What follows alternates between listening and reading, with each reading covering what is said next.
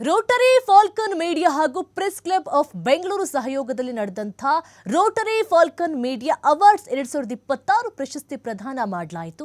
ನಮ್ಮ ಟಿವಿ5ನ ಹಿರಿಯ ವರದಿಗಾರ ರಾಕೇಶ್ ರಾಜಪ್ಪ ಅವರಿಗೆ ಪ್ರಶಸ್ತಿಗೆ ಭಾಜನರಾದರು.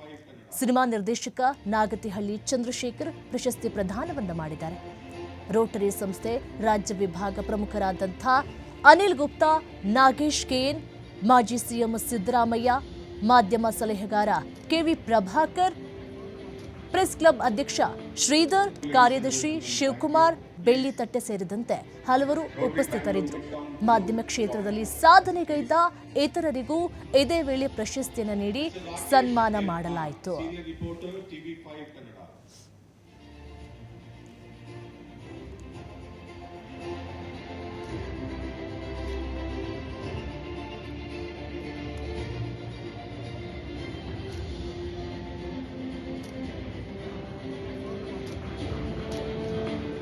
Ladies and gentlemen, thank you.